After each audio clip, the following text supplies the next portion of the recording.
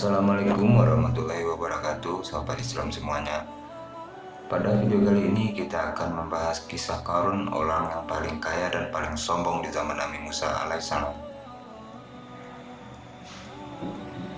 Di dunia ini, setiap orang pasti mendambakan hidup yang serba berkecukupan, apalagi memiliki harta yang tumpah ruah.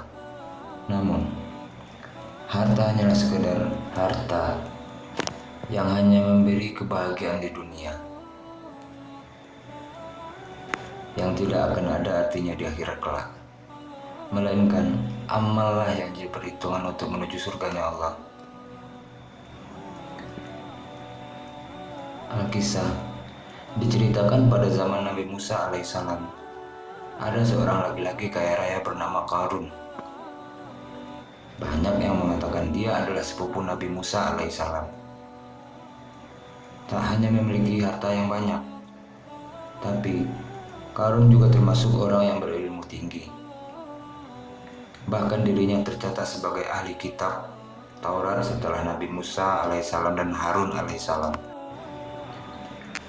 Kepandaian Qarun dalam ilmu agama membuat dirinya disebut dengan munawir, karena kemerduan suaranya dalam membaca kitab Taurat.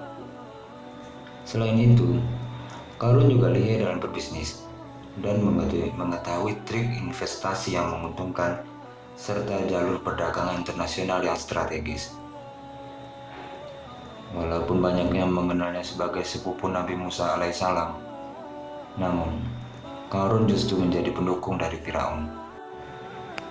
Jauh sebelum memiliki kekayaan yang banyak, Qarun hanyalah seorang lelaki miskin yang tidak mampu menafkahi anaknya yang banyak. Lalu suatu ketika Qarun meminta Nabi Musa alaihissalam untuk mendoakannya agar Allah memberikan harta benda yang banyak untuknya. Qarun yang dikenal sebagai orang yang saleh dan pengikut ajaran Nabi Ibrahim alaihissalam. Tanpa pikir panjang, Nabi Musa alaihissalam pun menyetujuinya. Allah Subhanahu wa Ta'ala mengabulkan doa dari Nabi Musa alaihissalam. Qarun pun hidup dengan bergelimang harta, ribuan gudang yang dia miliki, penuh dengan emas dan perak. Namun sayang, keberuntungan yang didapat Qarun membuatnya gelap mata. Qarun pun menjadi hidup dengan penuh pamer kekayaan dan kesombongan serta angkuh. Kekayaan yang diberikan Allah Subhanahu wa Ta'ala malah membuatnya lupa dengan sang pemberi. Pernah dikisahkan, Qarun memamerkan harta kekayaannya dengan mengenakan pakaian mewah, didampingi oleh 300 pelayan laki-laki dan 300 pelayan perempuan. Tak cukup itu, Qarun juga dikelilingi oleh 4.000 pengawal dan diiringi 4.000 binatang ternak, ditambah dengan 60 ekor unta yang membawa kunci-kunci gudang, yang dimana semua harta kekayaan Qarun tersimpan di sana. Allah Subhanahu wa Ta'ala berfirman dalam Quran surah Al-Qasas ayat 76 yang artinya adalah, sesungguhnya Qarun adalah termasuk kaum Musa, maka ia berlaku aniaya terhadap mereka, dan kami telah menganugerahkan kepadanya perbendaharaan harta dan kunci-kunci. Sungguh berat dipikul oleh sejumlah orang yang kuat-kuat. Janji Qarun untuk taat beribadah dan membantu sesama jika dia diberi kekayaan oleh Allah Subhanahu wa Ta'ala dilupakan begitu saja.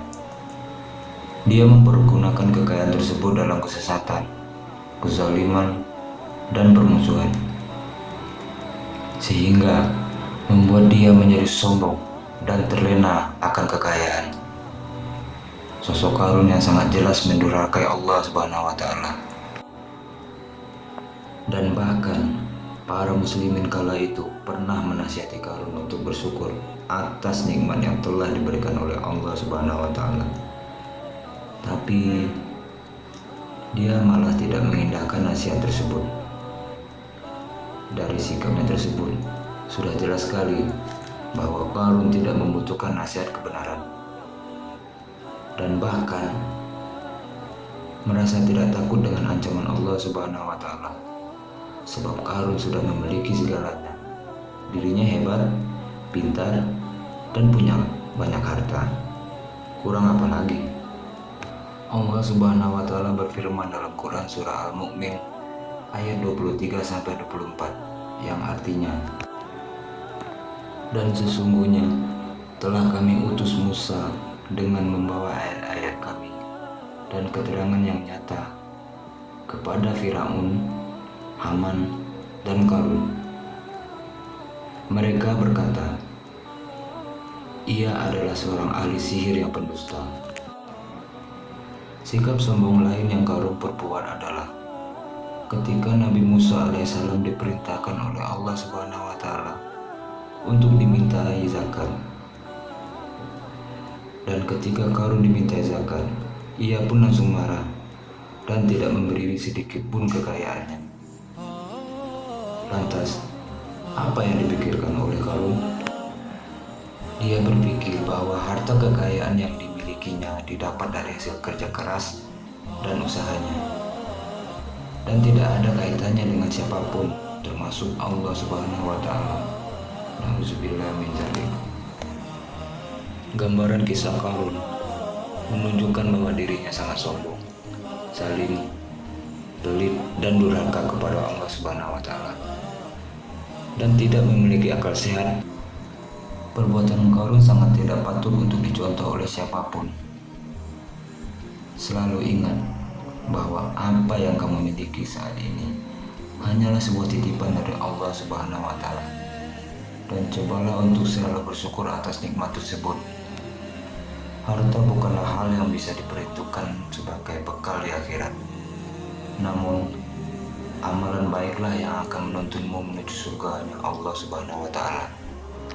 Dan pada suatu ketika Allah menurunkan azab kepada Qarun berupa gempa bumi dan longsor yang dahsyat. Qarun pun tenggelam bersama seluruh harta kekayaannya ke dalam perut bumi. Tak sedikit pun harta yang tersisa. Seluruh harta rata dengan tanah. Tidak ada satu golongan pun yang mampu menolongnya. Maka binasalah Qarun beserta harta kekayaannya. Dikarenakan kedurhakaan dan kekufuran kepada Allah Subhanahu wa Ta'ala. Di Mesir, tepatnya di kota Fayum, sekitar 60 km dari Kairo, dikenal satu tempat yang dinamai Buhairat Qarun, yakni Danau Qarun. Konon di sanalah lokasi perumahannya Qarun. Dan di daerah itu pula lah ia ditelan bumi hingga kini. Bahkan orang-orang yang menyebut harta yang terpendam yang tidak diketahui pemiliknya dengan sebutan harta Qarun. Kisah Qarun ini tercantum dalam Al-Quran pada surat Al-Qasas ayat 76-83. Sekian dulu dari Syiar Islam Sobat. Mudah-mudahan cerita Nabi Musa alaihissalam dan Qarun ini bisa memberikan kita pelajaran untuk selalu bersyukur dengan apa yang kita punya. Dukung terus channel ini ya saudaraku, dengan cara like, komen, dan subscribe. Bagikan juga ke media sosialnya jika kalian merasa artikel ini bermanfaat. Sekian dulu. Wassalamualaikum warahmatullahi wabarakatuh.